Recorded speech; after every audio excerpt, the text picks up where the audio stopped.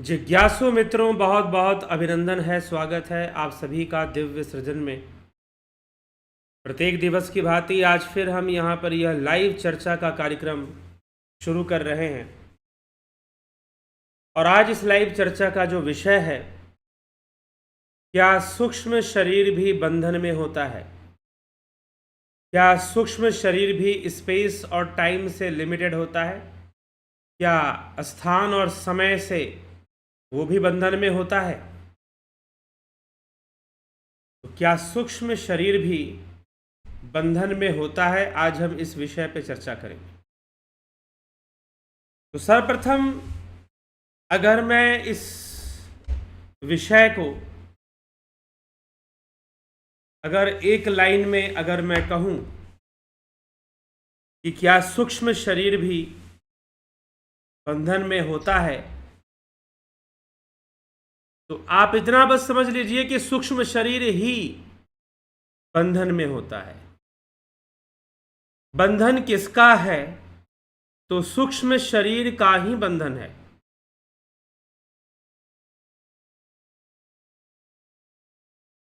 क्योंकि सूक्ष्म शरीर ही बंधा हुआ है। स्थूल शरीर तो सूक्ष्म शरीर का यंत्र है। स्थूल शरीर तो सूक्ष्म शरीर का यंत्र है। यह जो सूक्ष्म शरीर है, यही स्थूल शरीर को काम पे लगाता है, उसको यूज करता है। सुख दुख का अनुभव करने वाला भी यह सूक्ष्म शरीर है। सुख दुख का अनुभव करने वाला भी यह सूक्ष्म शरीर है। ठीक? तो सूक्ष्म शरीर ही बंधन में है। आप जो ये प्रश्न कर रहे हो, सूक्ष्म शरीर ही बंधन में है। स्थूल शरीर तो बस बांधता है। स्थूल शरीर बांधता है। जैसे कि जेल और जेल में कैदी, कोई कारागार है और उस कारागार में एक कैदी है, तो जो कारागार है वो स्थूल शरीर है और जो कैदी है वो सूक्ष्म शरीर है। ठीक है? तो एक लाइन में आप समझ लीजिए कि सूक्ष्म शरीर भी बंधन में है। क्या? सूक्ष्म शरीर ही बंधन में है। अब प्रश्न ये उठता है, तो ये कैसे, रिश्ता कैसे है? कारागार मतलब जेल, प्रिजन एंड प्रिजनर। जो कारागार है, कैद खाना है, उसमें जो कैदी है, तो यह शरीर, यह जो स्थूल शरीर है, एक तरह का जेल है, कैद खाना है, और उसमें जो कैदी है, प्रिजनर है, वो सूक्ष्म शरीर है। तो अब ये प्रश्न उठता है कि अगर मृत्यु के समय अगर सूक्ष्म शरीर स्थूल शरीर से अलग हो जाता है, उसके बाद क्या उसके बाद भी वो बंधन में है? क्या उसके बाद भी वो बंधन में है क्या? और क्या स्पेस और टाइम की जो लिमिटेशन है, स्थान और समय, स्पेस एंड टाइम की जो लिमिटेशन है, क्या सूक्ष्म शरीर को होता है? तो इस प्रश्न का भी उत्तर है जी हां। जेल से बाहर, अर्थात अगर मृत्यु के समय यह स्थूल शरीर नष्ट हो गया, तो जो सटल बॉडी है, जो सूक्ष्म शरीर है, क्या वो बंधन में रहेगा? हां, ठीक है, वो कारागार से बाहर जरूर निकल गया है, लेकिन बंधन में है, अभी भी बंधन में है। वह स्पेस और टाइम से भी बाउंडेड है, लेकिन ये जो स्थूल शरीर का स्पेस और टाइम है, उसके अकॉर्डिंग नहीं। उसका जो टाइम है वो थोड़ा अलग है, क्योंकि उस मीडियम में टाइम अलग हो जाता है। That's why time is also relative. Time is also relative. समय भी सापेक्ष है, रिलेटिव है।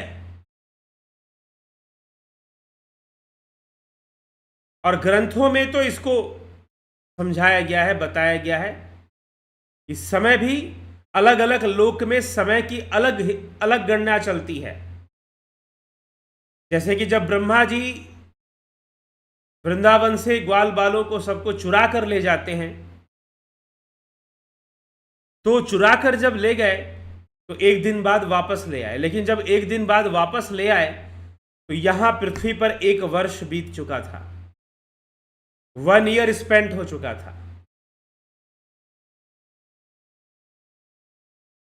तो 1 ईयर स्पेंड हो चुका था। इसका मतलब कि जो सूक्ष्म शरीर है, सूक्ष्म जगत, ब्रह्म लोक, ब्रह्मा जी के लोक में समय की गणना अलग ढंग से हो रही थी। तो सूक्ष्म जगत में, सूक्ष्म शरीर के साथ जो रेट ऑफ चेंज है, what is time? Time is the rate of change. तो जो रेट ऑफ चेंज है वो काफी स्लो हो जाता है और परिवर्तन धीरे धीरे आते हैं। तो वह जो उस योनि में रहने वाले, सूक्ष्म शरीर में रहने वाले जो जीव हैं, उनको यहां जब उनका थोड़ा सा समय बीतेगा, यहां बहुत समय बीत जाएगा, कई वर्ष बीत जाएंगे। यह डिफरेंस आना शुरू हो जाता है, यह अंतर आना शुरू हो जाता है। और जहां तक मेरा अनुभव की बात है, मेरे स्पिरिचुअल एक्सपीरियंस की बात है, तो कुछ ऐसे एंटिटीज से मेरा मिलना हुआ जिन्होंने अपनी उम्र बताई। और उम्र बताई तो किसी ने अपनी उम्र 500 वर्ष से बताई, 600 वर्ष से बताई, लेकिन वो हमारे यहां से के अकॉर्डिंग 500-600 वर्ष हो रहा है,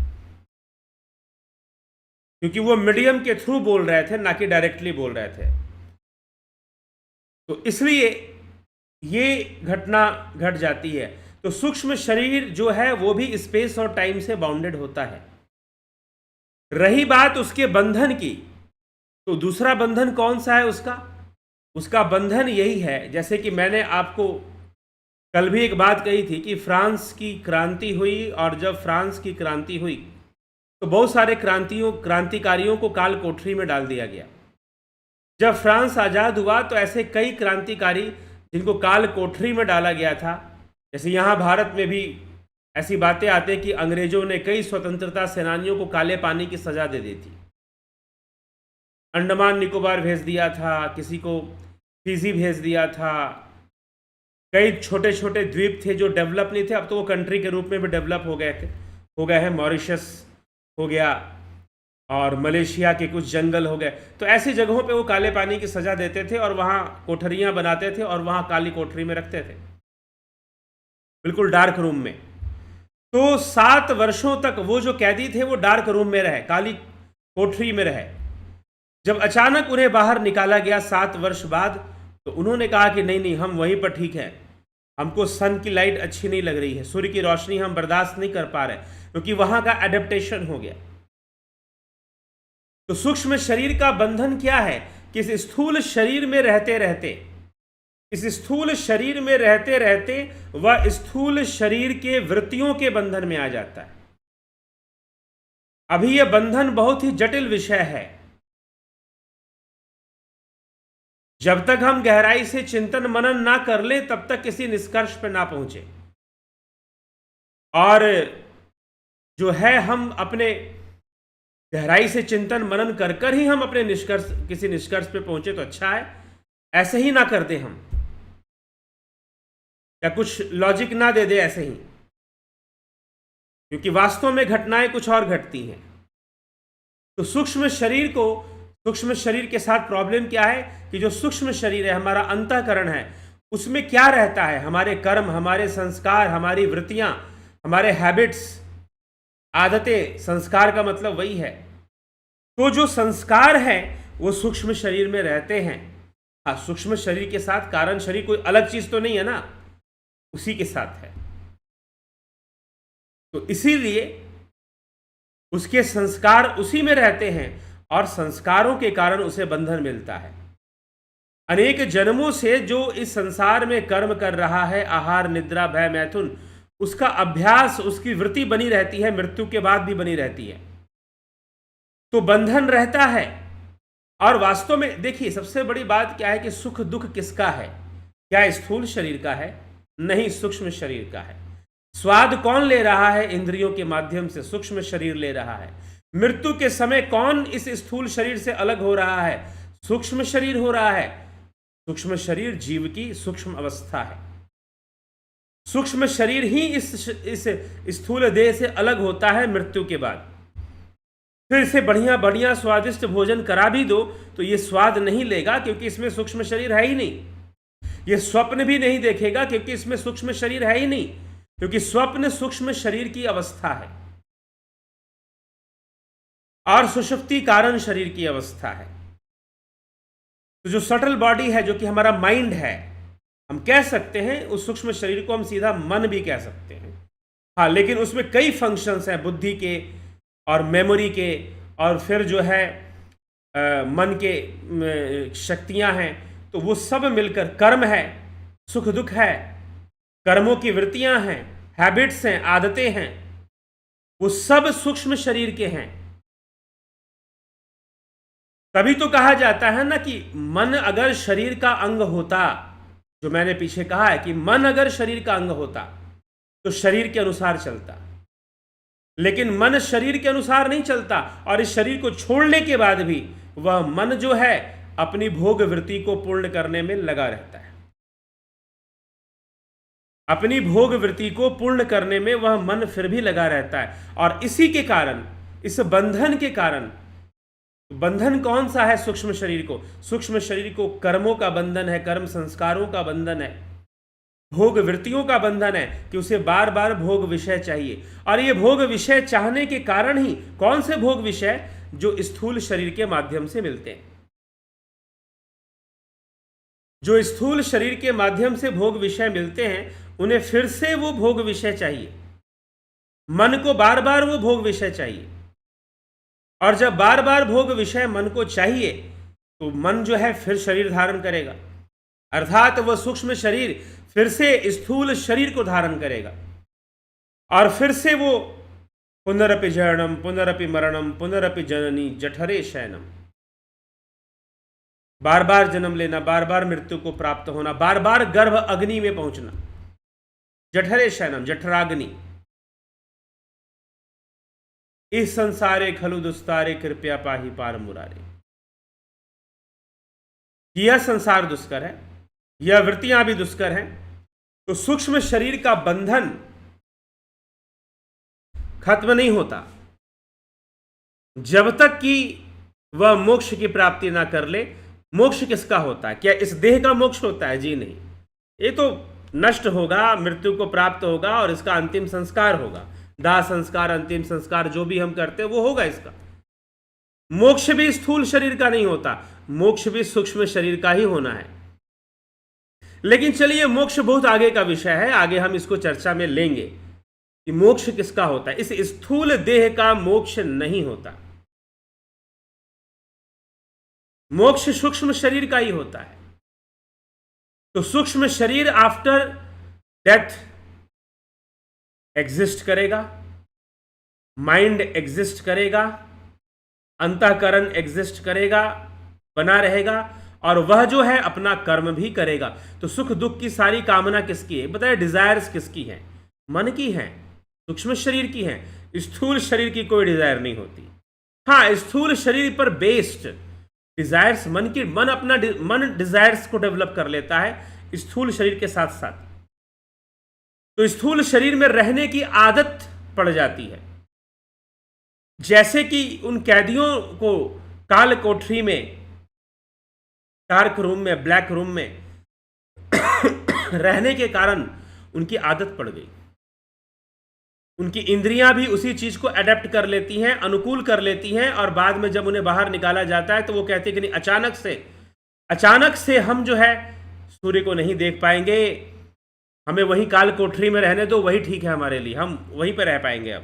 क्योंकि वो वहां पर एडजस्ट कर जाते हैं, स्वीकार कर जाते हैं। तो मन भी इस शरीर में रहते रहते आदी हो जाता है इस शरीर का। इस शरीर के भोग कर्मों को बार बार प्राप्त करने की उसकी तीव्र इच्छा होती रहती है, और इसी इच्छा के कारण वो भटकता है, जिसको हम प्रेत योनि कहते हैं, उसमें भी भटकता है। और इसी इच्छा के कारण वह आगे बढ़कर शरीर को धारण कर कर पुनर्जन्म को प्राप्त होता है, रीबर्थ को प्राप्त होता है, और अपने कर्म संस्कारों के आधार पर ही उसका पुनर्जन्म जो है निश्चित होता है। निश्चित होता है कि वो किस योनि में जन्म लेगा, उसकी कैसी इच्छाएं हैं। वो कोई बैठा हुआ नहीं है जो निश्चित करेगा, बल्कि वह स्वतः ही यह क्रिया होती है। जैसी इसलिए भगवान श्री कृष्ण कहते हैं, यम यम वापि स्मरण भावम त्यस्तन्ते कलेवरम तम तमे वेति कौन्ते सदा तद्भाव भावित। यम यम वापि, जिस जिस प्रकार से हम अंत समय में भावना करते हैं, उसी भाव की गति को प्राप्त कर जाते हैं। जो भावना हावी होगी, जो लस्ट, जो भावना, जो इच्छा, जो डिजायर हावी हो जाएगी आपके ऊपर, वही उसी की डायरेक्शन में मूवमेंट हो जाती है सूक्ष्म शरीर की। आफ्टर डेथ जब होती है, स्थूल शरीर मतलब डिस्ट्रक्शन इसी का होता है। डेथ के बाद वह सूक्ष्म शरीर मूव ऑन कर जाता है। क्यों? क्योंकि यह शरीर अब शरीर डेथ हो, आदमी मरता भी कब है? जब स्थूल शरीर काम करने योग्य नहीं रह जाता, तभी तो डेथ होती है ना। नहीं तो थोड़ी बहुत कुछ गड़बड़ी हुई तो ऑपरेशन करा लिया, किडनी खराब हुई तो डायलिसिस करा लिया। डायलिसिस पे कुछ लोग जिंदा रहते हैं कुछ समय तक, कुछ लोग पेस मेकर लगा लेते हैं ताकि हार्ट बीट करता रहे, तो कुछ लोग उसका सहारा लेकर जीवित रहते हैं। तो इस शरीर को बनाए रखने की कोशिश करते हैं, लेकिन जब ये शरीर बनाए रखने लायक नहीं रह जाता, इस शरीर को बनाए रख पाना संभव नहीं रह जाता, तब सूक्ष्म शरीर इससे अलग हो जाता है। लेकिन इस शरीर की जो भी गति है, जो भी आसक्ति है, वो उस सूक्ष्म शरीर में बनी रहती है, और उसी आसक्ति के कारण, उसी अटैचमेंट के कारण वो रीबर्थ को प्राप्त होता है, दोबारा शरीर धारण करता है, और जहां से डिजायर पूरी होगी वहीं पे जाएगा। लास्ट टाइम में जो डिजायर्स हैं, स्वामी रामतीर्थ इसको केमिस्ट्री से टैली करते हुए वो कहते हैं कि जैसे कि केमिकल्स जो होते हैं रिएक्ट करते हैं, तो उनके आउटर ऑर्बिट में जो इलेक्ट्रॉन्स होते हैं उसी के अकॉर्डिंग वो डिसाइड करते हैं कि कहां जाके रिएक्ट करना है, किस एटम के साथ रिएक्ट करना है। कोई हाइड्रोकार्बन जलता है तो उसमें से हाइड्रोजन कार्बन निकलेगा, लेकिन वो निकलते ही हाइड्रोजन ऑक्सीजन से मिलकर वाटर बना देगा और कार्बन डाइऑक्साइड बन जाएगा। क्यों? क्योंकि उनके जो वैलेंस इलेक्ट्रॉन्स हैं, आउटर ऑर्बिट में जो इलेक्ट्रॉन्स हैं, उनकी जो पूर्ति है वो वहीं पर ऑक्सीजन से रिएक्शन के कारण ही होगी। तो इसीलिए जब सूक्ष्म शरीर के जो डिजायर्स हैं, जो मन के डिजायर्स हैं, उसी की गति होगी, और उसी गति में डिजायर्स को पूरी करने के लिए वो अनेक योनियों को प्रस्थान कर सकता है। प्रेत योनि में भी रह सकता है, सूक्ष्म योनि में ही बना रहे। तो बंधन तो है, और सारा बंधन सूक्ष्म शरीर को ही है। इंद्रिय विषयों से जो सुख दुख को ग्रहण करने वाला है वो सूक्ष्म शरीर है। नहीं तो मृत व्यक्ति को, जिसका शव है, शव को आप स्वादिष्ट भोजन कराओ, उसको भले ही उसके टेस्ट ग्लैंड अच्छे हों, लेकिन उसे कोई टेस्ट नहीं आया, क्योंकि टेस्ट लेने वाला जो काम है ये अंतःकरण करता है, वो ज्ञान को ग्रहण करता है, वो स्वाद को ग्रहण करता है। इंद्रियों के माध्यम से जो भी प्लेजर है या जो भी पेन है, पेन एंड प्लेजर दोनों है, जो भी है उसको मन ही ग्रहण करता है, सूक्ष्म शरीर ही ग्रहण करता है, वही उसको ग्रहण करने वाला है और संग्रह करता है। इस अंतःकरण में आत्मा दृष्टा है, लेकिन आत्मा संग्रह करता नहीं है। आत्मा ज्ञान का संग्रह नहीं करता, आत्मा अनुभवों का संग्रह नहीं करता, अंतःकरण करता है, सूक्ष्म शरीर करता है। ये संग्रह करते हैं, ये संग्रह करते हैं किसका? अनुभवों का, ज्ञान का, जो भी इंद्रियों से प्राप्त हो रहा है, इंद्रियों और बुद्धि के माध्यम से, अविद्या के माध्यम से जो भी प्राप्त हो रहा है, तो वह संग्रह करते हैं। लेकिन आत्मा संग्रह नहीं करता, आत्मा तो बस दृष्टा है। तो अब जो है, अब आत्मा क्या है, इस विषय पर हम आगे आएंगे। चर्चा चली रही है श्रृंखला में, एक एक टॉपिक को क्लियर करते हुए आगे बढ़ना है और प्रैक्टिकली समझना है विषयों को। प्रैक्टिकली समझना है। बहुत ज़्यादा हम शास्त्र का उदाहरण इसलिए नहीं ले रहे हैं कि शास्त्र में क्या लिखा हुआ है, सिंपल सा उदाहरण ले रहे हैं कि हमें हैबिट पड़ जाती है, हमें आदत पड़ जाती है इस शरीर में रहने की और इस शरीर के माध्यम से भोगों को भोगने की। तो वो जो हैबिट डेवलप हो जाती है वो हैबिट डिस्ट्रॉय नहीं हो सकती, क्योंकि उसका पार्ट तो मन है, सूक्ष्म शरीर है। एक बात बताओ, हैबिट किसे होती है? क्या हैबिट फिजिकल बॉडी को होती है या माइंड को होती है? चलिए बताइए, हैबिट किसे है, फिजिकल बॉडी को या माइंड को? इसीलिए तो बार बार मैं कहता हूं, एक बात बार बार कहना पड़ता, आप उस पर गौर करिए कि अगर मन शरीर का अंग होता तो शरीर का विरोधी नहीं होता। जब किसी, अब मान लीजिए किसी आदमी को शराब की लत पड़ गई, किसी ने पूछा था क्या शास्त्रों में शराब की नशा भी छुड़ाया जाने की विधि बताई? कई विधियां बताई गई हैं, वो एक अलग पॉइंट है।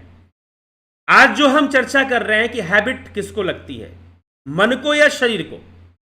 अब किसी को शराब की लत है, पिए जा रहा है, पिए जा रहा है, लीवर खराब हो रहा है, स्वास्थ्य खराब हो रहा है, परिवार की हालत खराब हो रही है, लेकिन वो छोड़ नहीं पा रहा। कौन जिम्मेदार है, शरीर या मन? फिर बोलोगे कि मन अलग नहीं है, मन तो शरीर का ही पार्ट है। अगर आप लॉजिक से समझना चाहते हो तो लॉजिक से भी समझ लो। अगर, क्योंकि शरीर का कोई भी अंग, शरीर का कोई भी अंग शरीर का विरोध नहीं करता है। शरीर का कोई भी अंग शरीर का विरोध नहीं करता। ये हाथ इस हाथ को नहीं मारता। बड़ी ही तारतम्यता के साथ सारी चीजें चलती रहती हैं शरीर में, लेकिन मन जो है, मन के मते न चालिए मन पक्का यमदूत, ठीक है, ऐसा भी कहा गया है। लेकिन मन को देवता भी कहा गया, मन ही देवता मन ही ईश्वर, मन से बड़ा न कोई, मन उजियारा जब जब फैले जग उजियारा होए। मन उजियारा जब जब फैले जग उजियारा होए। तो मन ही तो है सब, लेकिन मन को अगर नशे की आदत पड़ गई, शराब की आदत पड़ गई, मदिरा की आदत पड़ गई, मद्यपान बाहरी जो नशा है उसकी आदत पड़ गई, तो फिर क्या होगा? शरीर खराब होता रहे लेकिन पीना नहीं छोड़ेगा, परिवार बर्बाद होता रहे लेकिन पीना नहीं छोड़ेगा, ऐसी स्थिति बन जाएगी। और फिर कहोगे कि मन और शरीर एक ही है, तो कहां से एक है? तर्कों से भी समझो तो एक नहीं। हालांकि यह अनुभव का विषय भी है। ध्यान योग करते हुए हम बहुत अच्छे से अनुभव कर सकते हैं, लेकिन हम करें तो ध्यान योग, बाहरी मेडिटेशन से क्या होगा? इसलिए तो मेडिटेशन और ध्यान में अंतर हो जाता है। मेडिटेशन इज नॉट ध्यान, ठीक? तो शरीर जो है उसकी अपनी लिमिटेशंस है, माइंड कोई लिमिट नहीं रखता। तो बंधन किसका है? आदत किसको लगी है? हैबिट किसको लगी है? मन को लगी है। तो बंधन मन को हुआ ना। फिर तो मन को हुआ मतलब बंधन किसको हुआ? सूक्ष्म शरीर को हुआ। तो सबसे बड़ा बंधन सूक्ष्म शरीर को है। कर्म संस्कारों का बंधन भी सूक्ष्म शरीर को है। पंच तत्वों का बंधन भी सूक्ष्म शरीर को है। इंद्रियों का बंधन भी सूक्ष्म शरीर को ही होता है। ये सारे बंधन सूक्ष्म शरीर के ही हैं। बस ये जो स्थूल शरीर है ये कैद खाना है, लेकिन कैद खाने में रहने की आदत पड़ जाए। कुछ लोगों को कंफर्ट जोन में रहने की आदत पड़ जाती है और कुछ लोगों को रिजर्वेशन में रहने की आदत पड़ जाती है, लेकिन बहुत ही नुकसानदायक होता है। जब आदत पड़ जाती है तब तो आदमी उसी में बने रहना चाहता है, अपने कंफर्ट जोन से बाहर नहीं निकलना चाहता और उसी के लिए संघर्ष करता रहता है। तो फिर वह जो है बहुत ही छोटा जीवन में बहुत ही छोटा लक्ष्य लेकर वो चलता है और बहुत ही छोटे लक्ष्य से वो अपना जीवन जी रहा होता है। तो इसलिए जो हमें समझना है कि आदत किसे पड़ी है? मन को पड़ी है, सूक्ष्म शरीर को पड़ी है। और इसी कारण से उसका यह भटकाव है, पुनरपि जननम पुनरपि मरणम, बार बार उसका लगा हुआ है, क्योंकि उसे आदत पड़ चुकी है इस फिजिकल बॉडी में रहने की। अब यह वृत्तियां हैं, इसको वृत्तियां कहा जाता है। तो अर्जुन का प्रश्न भी है कि इन वृत्तियों से कैसे मुक्ति मिलती है। तो श्री कृष्ण कहते हैं कि योग वृत्ति का विकास करो। जब योग वृत्ति का विकास होगा, साधना संपत्ति का विकास हो जाएगा और योग वृत्ति का विकास हो जाएगा, तो योग वृत्ति के विकसित होने पर जो वृत्तियां हैं, जो बांधने वाली वृत्तियां हैं, वो धीरे धीरे कमजोर पड़ने लगेंगी। उनका बंधन कमजोर होने लगेगा, उनकी गांठें कमजोर पड़ने लगेंगी, वो कमजोर पड़ने लगेंगे। ठीक है। तो इसीलिए हम जो है इस तथ्य को समझें और इस तथ्य को समझकर हम चलें। तो सारा बंधन सूक्ष्म शरीर का है, सूक्ष्म शरीर ही बंधन दे रहा है, वही बंधा हुआ है, वही बंधन में है। पहले तो इस शरीर में वो एक तरह से कैद खाने में है, इससे बाहर निकलता है तो इसकी आसक्ति में रहता है, और इसकी आसक्ति में रहने के कारण वह बार बार दोबारा शरीर धारण करता रहता है। कभी प्रेत योनि में भटकता रहता है, कभी अलग अलग योनियों में जाता है, और कई जन्म भय गजमीन मृग, कई जन्म भय कीट पतंगा। ठीक है। तो इस तरह से सूक्ष्म शरीर की गति होती है। तो सूक्ष्म शरीर स्थान और समय के बंधन में भी है, स्पेस और टाइम के भी बंधन में भी है, अपने पूर्व कर्म संस्कारों के भी बंधन में भी है। क्योंकि इस स्थूल शरीर से सारे इंद्रिय विषयों को अनुभव करने वाला भी वही है, और उस अनुभव का संग्रह करने वाला भी वही है। संग्रह मतलब वो संग्रह करता है, वो मेमोरी को स्टोर करता है, वो अनुभूतियों को स्टोर करता है, और वही संस्कार उसे बार बार, और वो संस्कार सूक्ष्म रूप में, वृत्ति रूप में उसी के भीतर होते हैं, और उन्हीं वृत्तियों का तो निरोध करना है। जो बंधन देने वाले वृत्तियां हैं, तभी आत्म स्थिति बनेगी, और वह परमानंद की अवस्था। और यह भी अनुभव का विषय है। छोटी मोटी कोई मेडिटेशन कुछ कर ले तो उसे क्या अनुभव हो पाएगा, जब तक वो सही से समझकर एक बार अपनी उस अवस्था में ना चला जाए जहां वृत्ति शून्यता होती है। तो इसलिए हमें यह विवेक से विचार करना पड़ता है, और विचार करके हमें चलना पड़ता है। तो सारी बंधन बाधाएं सूक्ष्म शरीर की ही हैं, और सूक्ष्म शरीर स्पेस टाइम के भी बंधन में भी है, और अपने पूर्व कर्म संस्कारों, इच्छाओं, कामनाओं, डिजायर्स, ये जितनी भी है मन की हैं। सूक्ष्म शरीर की डिजायर्स होती हैं, ना कि स्थूल शरीर की कोई डिजायर नहीं होती। स्थूल शरीर का कुछ भी नहीं होता कि वो कहे कि हमें स्वादिष्ट भोजन दो। ये तो जस्ट लाइक एक कैद खाना है, एक मशीन है।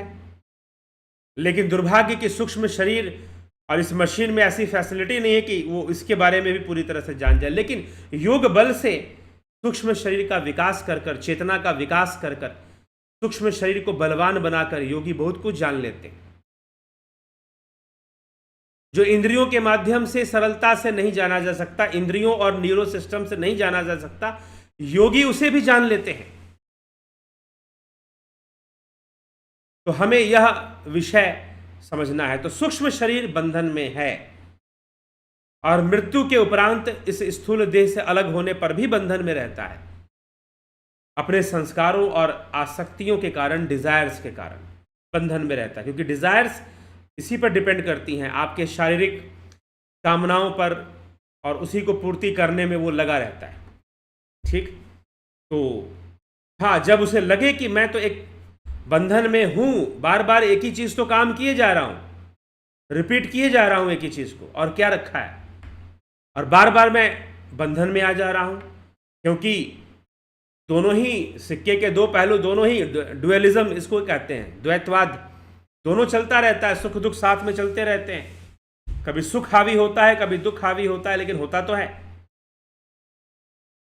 चलिए, तो यही सूक्ष्म शरीर की गति है, और सूक्ष्म शरीर का यह रहस्य है।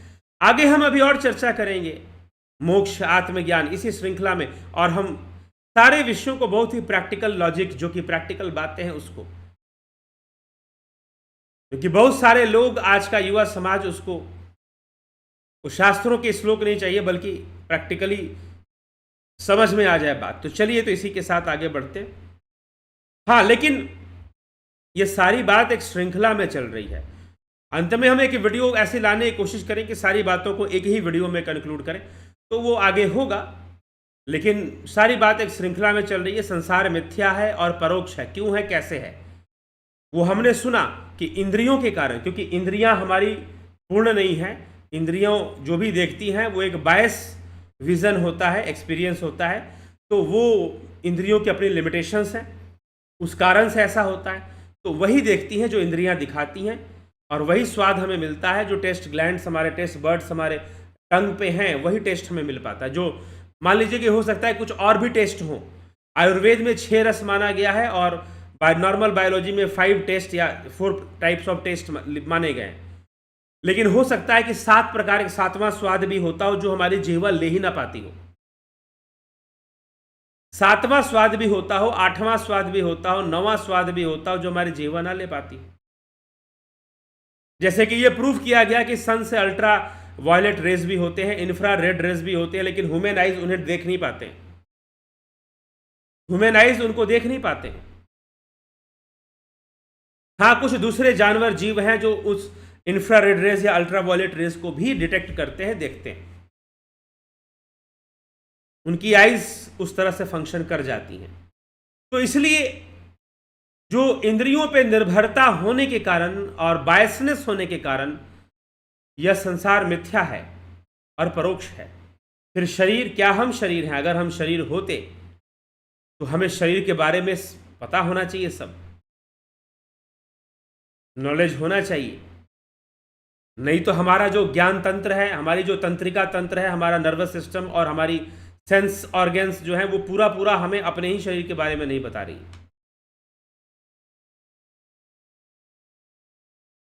क्या मन शरीर का अंग है? जी नहीं। वो तो आज भी हमने चर्चा की। अगर मन शरीर का अंग होता तो मन ऐसी आदतें क्यों पालता जो शरीर के विरोधी हैं? जरा सोचो, एक लॉजिक नहीं है, ये लॉजिक्स है। वैसे तो यह एक्सपीरियंस का भी विषय है। अगर आप ध्यान योग अच्छे से करते हैं तो आपके एक्सपीरियंस में भी ये विषय आ जाएगा। लेकिन तर्क भी है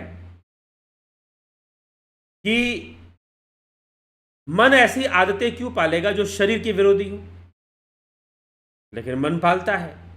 तो इसीलिए मन शरीर का अंग तो नहीं है, सिंक्रोनाइज्ड है, इस बॉडी के साथ सिंक्रोनाइज है या इसके कैद में है, हम ये कह सकते हैं। उसे कुछ कर्म संस्कारों के कारण कुछ बाउंडेशंस दी गई हैं। क्या शरीर छोड़ने के बाद मन फ्री हो जाता है? नहीं, क्योंकि उसको आदतें पड़ी रहती हैं इस शरीर की, इसलिए वो फ्री नहीं होता। हाँ, फ्री होता है, हम मुक्ति पे आएंगे। जीवन मुक्ति क्या है, विदेह मुक्ति क्या है, वहीं पर ये सब बातें खुलेंगी फिर। तो हम इन सब बातों को विचार करके अच्छे से समझ लें। तो इसीलिए अब सूक्ष्म शरीर, क्या सूक्ष्म शरीर भी बंधन में है? जी हाँ, सूक्ष्म शरीर ही बंधन में है, ऐसा बोलिए। और बंधन देने का साधन ये स्थूल देह है। बंधन देने का साधन यह स्थूल देह है। ये कारागार के समान है, सूक्ष्म शरीर उसमें कैदी के समान है। चलिए, तो अगर हम अनुभव से समझना चाहते हैं तो ध्यान योग का कोर्स 20 जून से शुरू हो रहा है। आप इसको जल्दी अटेंड कर लीजिए, जल्दी इसको ज्वाइन कर लीजिए, ठीक है। अगर आपने 20 जून वाला कोर्स ज्वाइन कर लिया है तो आप जरूर मैसेज कर अपने डिटेल्स भेज दीजिए या डिटेल दिखा दीजिए कि आपने भेजा था। तो कई बार क्या होता है कि ऐसा भी हो जाता है कि डिटेल्स लोग नहीं भेजना भूल जाते हैं या नहीं भेजते हैं, और फिर कहते हैं कि भाई हम तो क्लास हमको नहीं मिल रही है। तो आप डिटेल भेजोगे तभी तो क्लास मिलेगी, ऐसे कैसे मिलेगी? ठीक है, तो ये सब ध्यान में रखना है। और फिर भी अगर आपने डिटेल भेजा है, क्लास नहीं मिला है, तो वो चेक हो जाएगा, तो चेक कर लिया जाएगा। प्राकृतिक चिकित्सा का कोर्स भी 20 जून से शुरू हो रहा है, आप लाभान्वित हो सकते हैं। Only in naturopathy patients become doctor. Naturopathy हमें कुछ कैपेबिलिटी देती है, कुछ ऐसे टेक्निक्स देती है जिससे कि हम अपने बॉडी को क्लीन रख सकते हैं। दर्शन का कोर्स, फिलॉसफी का नॉलेज की बड़े बड़े फिलॉसफर्स ने क्या कहा है, क्या गलत कहा है, क्या सही कहा है, कोई जजमेंटल कोर्स या नहीं है, लेकिन जो है यह कोर्स है। तो दर्शन का कोर्स कंप्लीट वेस्टर्न फिलॉसफी का इंट्रोडक्शन और इंडियन फिलॉसफी का विस्तार से वर्णन मिलेगा। योग शिक्षक कोर्स, योगा टीचर कोर्स शुरू हो गया। आज से इसकी क्लासेस शुरू हो गई। योगा टीचर कोर्स की जो क्लासेस हैं वो आज से शुरू हो चुकी हैं। अगर आप इसे ज्वाइन करना चाहते हैं अभी भी समय है। 11,000 रुपये 6 महीने का कोर्स है भाई, 11,000 रुपये इसका शुल्क रखा गया है। लेकिन कुछ लोग कहे कि क्या हम इंस्टॉलमेंट में दे सकते हैं? दे सकते हैं, लेकिन आप बात करिए, कम से कम बात करिए, और बात करने के बाद इस निर्णय पे पहुंचिए। तो यह योगा टीचर कोर्स भी आप लाभ उठा सकते हैं, अभी भी समय है। अभी इसकी हम स्टूडेंट को लेने के लिए अभी तैयार हैं, लगभग 21 जून तक। आज 12 जून है, 21 जून योग दिवस, अंतर्राष्ट्रीय योग दिवस 21 जून, उस दिन तक हम इसमें एडमिशन लेते रहेंगे। किसी ने कहा कि मेरी उम्र 60 साल हो गई है, क्या मैं कर सकता हूं योगा टीचर ट्रेनिंग कोर्स? कर सकते हैं, अगर आपकी इच्छा है तो कर सकते हैं। लेकिन आप शारीरिक अवस्था अगर आपकी ठीक है और आपकी इच्छा है तो आप कर सकते हैं, कोई इसमें प्रॉब्लम नहीं आएगी।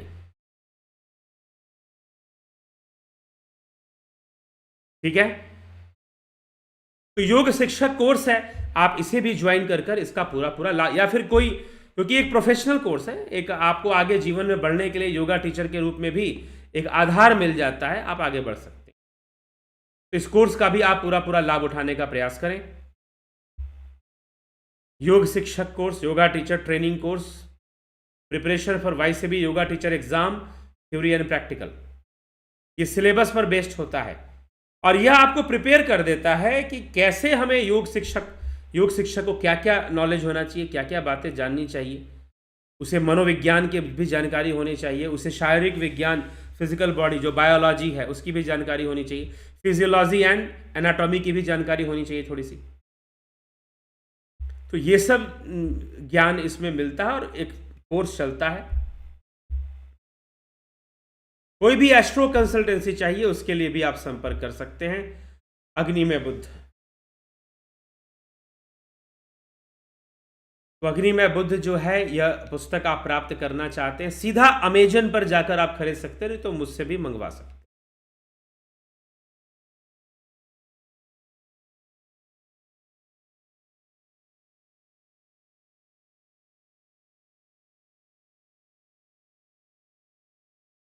तो इसका लाभ आप उठा सकते हैं। और आपको कोई संपर्क करना है तो आप इस नंबर पे संपर्क करेंगे, और सारी कोर्सेज की डिटेल्स भी आप इसी नंबर पे लेंगे, 9661802459।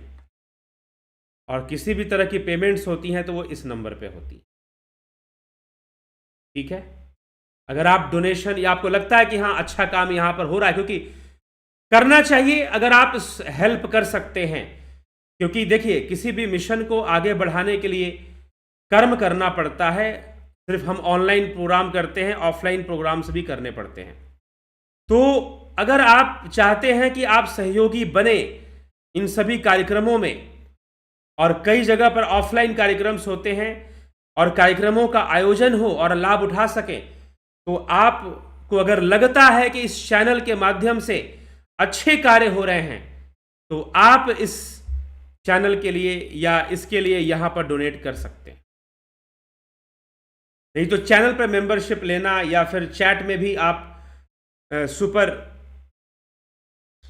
कुछ सुपर चैट या कुछ इस तरह की चीज़ें होती हैं, उनके माध्यम से भी आप डोनेशन कर सकते हैं, लेकिन वो यूट्यूब के माध्यम से होता है फिर। अन्यथा आप सीधा चाहे तो इस नंबर पर 9113417911 है, गूगल पे नंबर है, पेटीएम नंबर है, आप इस पर सीधा ही पेमेंट कर कुछ सहयोग पहुंचाना चाहते हैं तो आप सहयोग पहुंचा सकते हैं। आगे ऑफलाइन शिविर कैंपिंग भी होने वाली है, उन सब में भी आप आर्थिक सहयोग देते हुए सहयोगी बन सकते हैं। तो चलिए अभी जो है हम आगे बढ़ते हैं और हम जो है आपकी कमेंट्स को लेंगे। अभी आपने क्या कमेंट्स किया है उसको लेंगे, उस पर चर्चा करेंगे थोड़ी सी।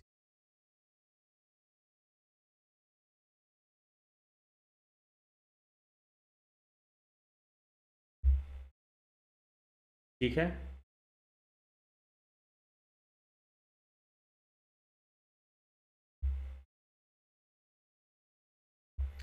लवकुश वर्मा जी, योगेश खैरनर जी, नवज्योतिनाथ जी, संतोष कुमार जी, अजीत अपराजित,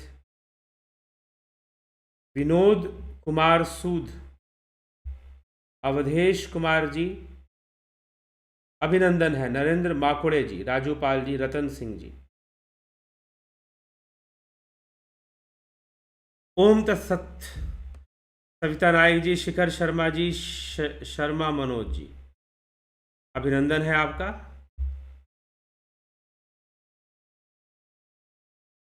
ज्ञानेंद्र भाटी जी,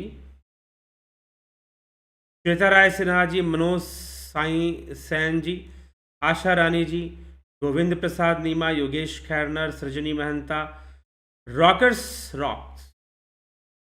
did soul know my mother, wife and son daughter? Which, कौन सा सोल?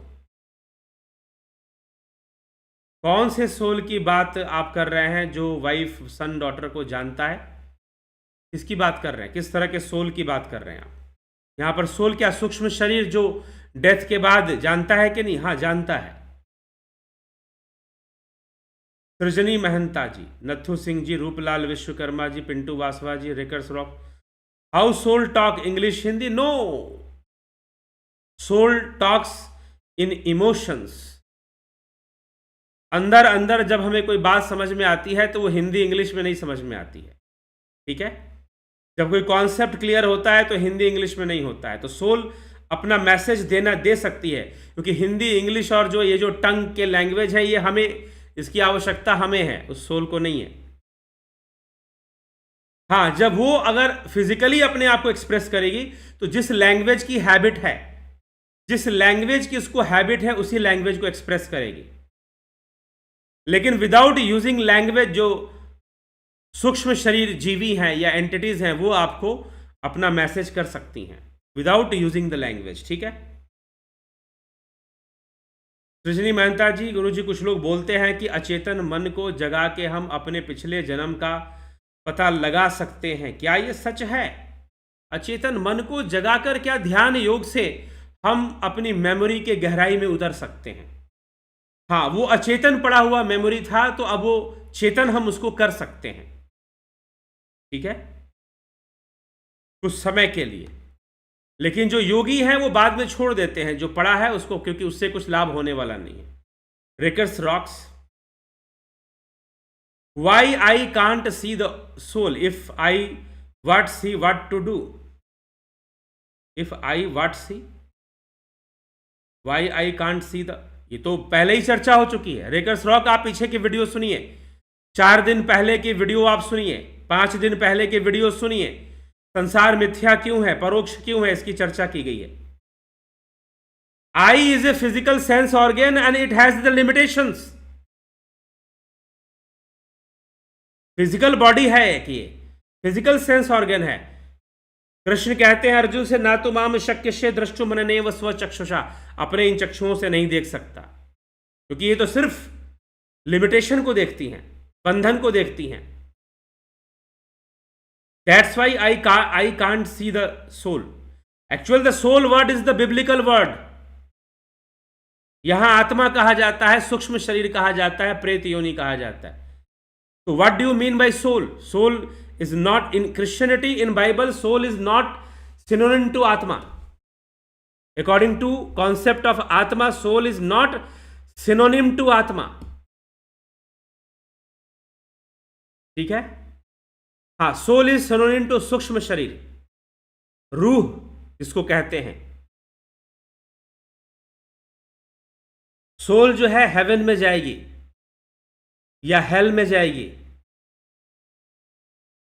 लेकिन आत्मा कहीं नहीं जाती।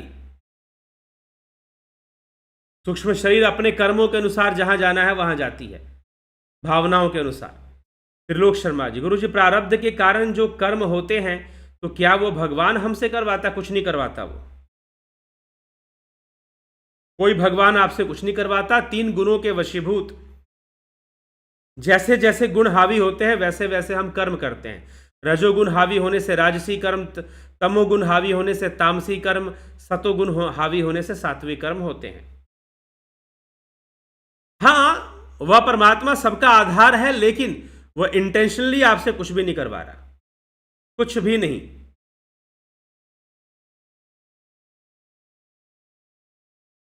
Shweta, sir, as Osho says we are neither our body nor our thoughts, we are the observer, that is the कारण शरीर। Observer is the only observer is आत्मन। Everything in the nature emerges from us, and then why did we choose to have a human experience? We choose because we have habits, many habits. That's why we choose to, our choices are bounded to body, our desires bounded to body. That's why we choose body, and we choose human body because we know something. बड़े भाग्य मानुष तन पावा, सुर दुर्लभ सद ग्रंथि गावा, साधन धाम।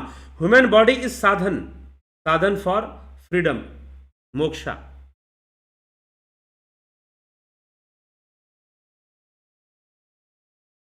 But human experience, sensory experience are almost same like the experience of other animals.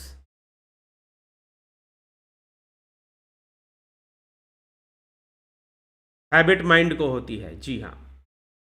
सृजनी Mahanta ji, Narendra Makude ji, Anuj Singh, Satish master, रेकर्स रॉक, आपकी विवेचना सटीक रहती है, शब्द प्रवाह जी, धन्यवाद। सुनिए, फॉरवर्ड कीजिए, खुद भी लाभ उठाइए। नूतन भट्ट जी, ओम तत्सत। रेकर्स रॉक, guru ji, soul also is a ghost और different in Christianity, it is same. Arvind Kumar, sir मन में ही सब संस्कार होते हैं और मन को ही मुक्त करना है, तो हम मुक्त हो जाएंगे? जी हाँ, अब समझना है कि मन को कैसे मुक्त करना है, इस पे हम आगे चर्चा ले जाएंगे। अमन कक्कर जी, आज तो ये समझ लो कि मन ही बंधन में है, सूक्ष्म शरीर ही बंधन में है, इसी को मुक्त होना है, इस स्थूल शरीर को मुक्ति नहीं चाहिए। इसको क्या मुक्ति चाहिए? तो कारागार है बस, ये तो डिस्ट्रॉय होगा सिर्फ। एक कारागार से दूसरे कारागार में जीवात्मा चली जाएगी। गीता जी, चंद्रभान सिंह जी, कन्हई कुमार जी, अरविंद कुमार जी, तो क्या मन शरीर को ही मुक्त करना है, सूक्ष्म शरीर को ही? जी हाँ, उसी को मुक्त करना है, क्योंकि मनुष्य का बंधन और मुक्ति का साधन सिर्फ मन ही है। हाँ, मन ही साधन बनता है, माया साधन बनती है। डूम्सडे कहते हैं कि आत्मा ज्ञान के बाद कोई दूसरा दिखता नहीं, आत्म ज्ञान के बाद कोई दूसरा दिखता नहीं। फिर एक आत्मज्ञानी कहेगा सिर्फ मैं हूं, दूसरा आत्मज्ञानी कहेगा सिर्फ मैं हूं। सिर्फ आत्मा है, मैं ही आत्मा हूं, सिर्फ ब्रह्म है और मैं ही ब्रह्म हूं, ऐसा कहा जाता है। ये तो तत्व ज्ञान का विषय है, ठीक है। जब वो आत्म तत्व को जान जाएगा तो सारे भेद ही खत्म हो जाएंगे, क्योंकि आत्मा में कोई भेद नहीं होता, न स्वगत भेद होता है, न सजातीय भेद होता है, न विजातीय भेद होता है। आत्मा में कोई भेद नहीं होता, ठीक है।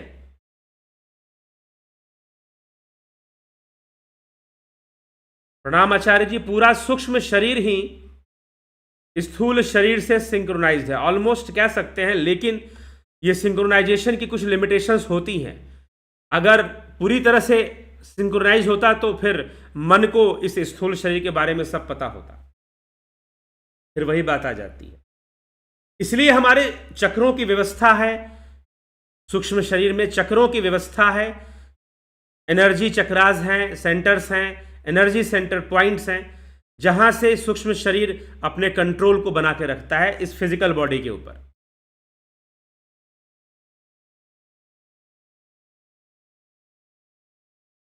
क्या आसन प्राणायाम से मन को कंट्रोल किया जा सकता है?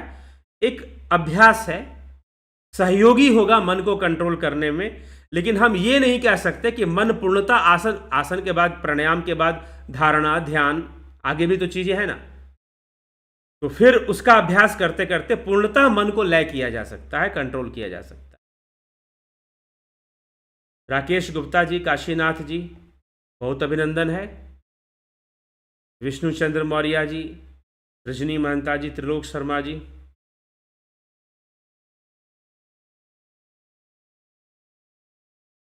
गुरु जी, पर अगर भगवान कोई भी कर्म हमसे नहीं करवाता तो प्रारब्ध की घटनाएं वो कैसे हुई? प्रारब्ध क्या है?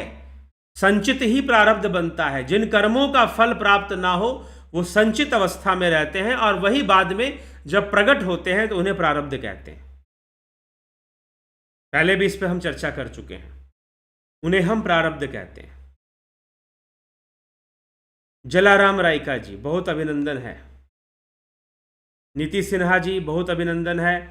धर्मराज सोलकर, जब तक पूर्वज मुक्ति नहीं तब तक अपनी मुक्ति संभव नहीं। अपनी मुक्ति से पूर्वज मुक्ति भी हो जाए शायद। ऐसा क्यों कह रहे हैं कि जब तक पूर्वज मुक्ति नहीं अपनी मुक्ति संभव नहीं? प्रयास तो आप ही को करना पड़ेगा ना। Guruji, how we can see the dream but two eyes closed? In the dream it's real. That time dream is real. When you are dreaming, when you are in lucid state and you are dreaming, that time dream is reality.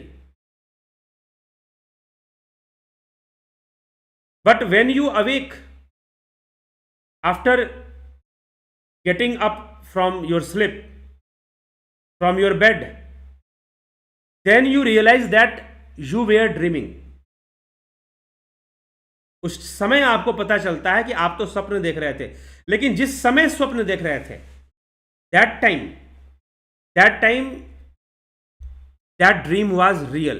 That dream was your reality of life, and you are facing many problems, many things, and maybe you were enjoying in dream.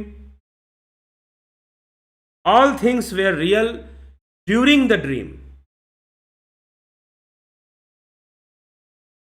After rising up, after coming out of sleep, you realize that you were dreaming, and that dream was not real.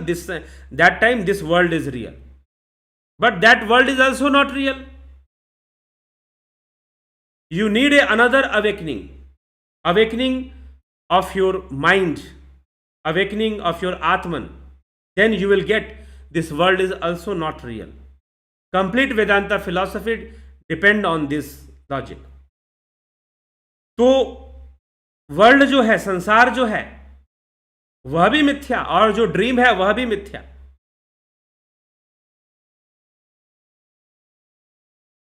We C dreams in सूक्ष्म शरीर, इसलिए स्वप्न सूक्ष्म शरीर की अवस्था है।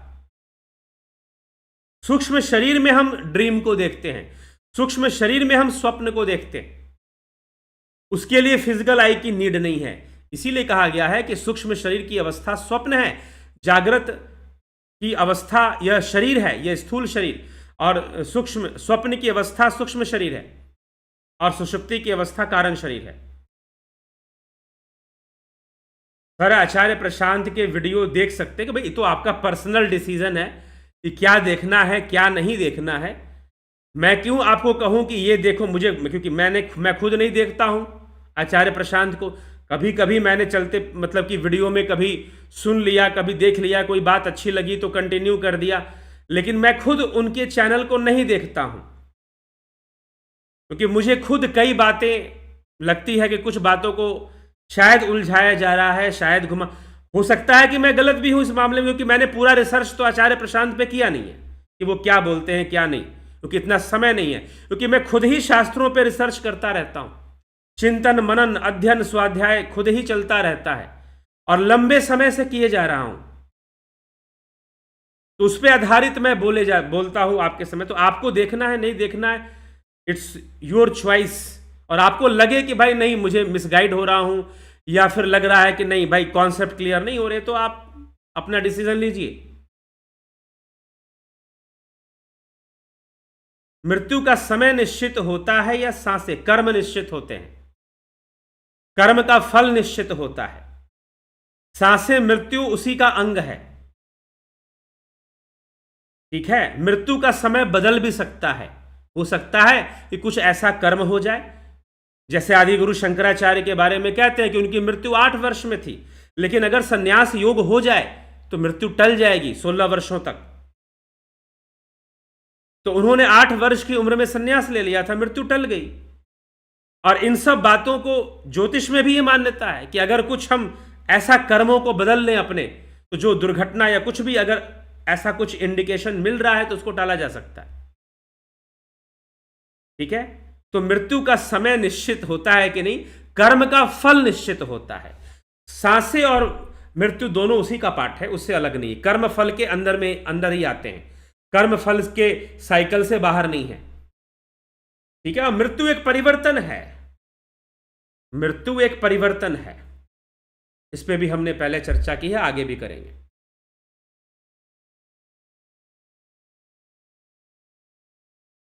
तो चलिए इसी के साथ मैं विचारों को विराम देता हूं और कल फिर हम मिलते हैं 9 PM लाइव चर्चा में। बहुत बहुत आभार आप सभी का। ओम तत्सत। और जिनको कोर्सेज ज्वाइन करनी है वो जो है इस नंबर पे संपर्क करेंगे, इस नंबर पर 9661802459, इस नंबर पर मैसेज करके संपर्क कर आप कोर्सेज की जानकारी ले सकते हैं। ठीक है, तो आइए इसी के साथ हम विराम देते हैं, कल फिर मिलते हैं 9 PM लाइव चर्चा में। बहुत बहुत आभार आप सभी का। ओम तत्सत।